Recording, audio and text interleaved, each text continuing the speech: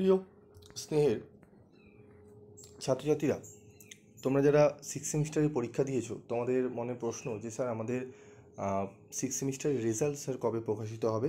তো তোমাদের আজকে একটি সম্ভাব্য ডেট নিয়ে আলোচনা করব, যে কবে তোমাদের রেজাল্ট প্রকাশিত হতে পারে সেটি নিয়ে আমি আলোচনা করব।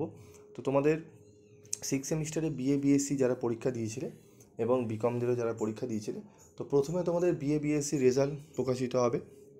তার ঠিক 10 দিনের মাথায় তোমাদের প্রকাশিত হবে, 10 বা 8 দিনের মাথায় তোমাদের বিকমদের রেজাল্ট প্রকাশিত হবে। তো কবে হতে চলেছে সেটি নিয়ে একটু বলবো।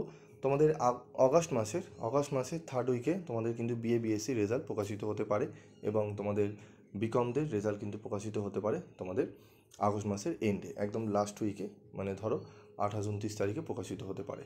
মোট তোমরা আগস্ট মাসের মধ্যেই হয়তো তোমরা রেজাল্ট তোমরা জেনে নিতে পারবে। এবার তোমরা মনে প্রশ্ন যে স্যার আমাদের এত তাড়াতাড়ি রেজাল্ট কী করে প্রকাশিত হতে পারে।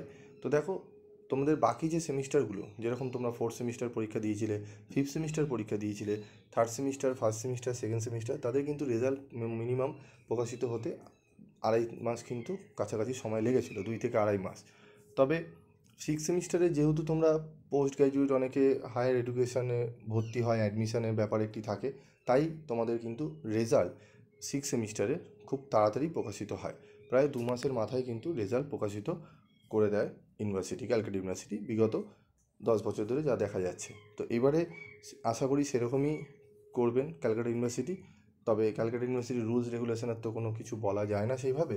তবে যেটুকু অভিজ্ঞতা 10 বছর ধরে দেখছি, সেই অভিজ্ঞতা দিয়ে বলছি তোমাদের আগস্ট মাসেই রেজাল্ট বেরোবে, কিন্তু এটি মোটামুটি 99% রয়েছে শিওর। ঠিক আছে, তো তোমরা নিশ্চিন্ত থাকো, তোমরা জুলাই মাসটি গেলেই তোমরা আগস্ট মাসে তোমাদের রেজাল্ট তোমরা জেনে নিতে পারবে।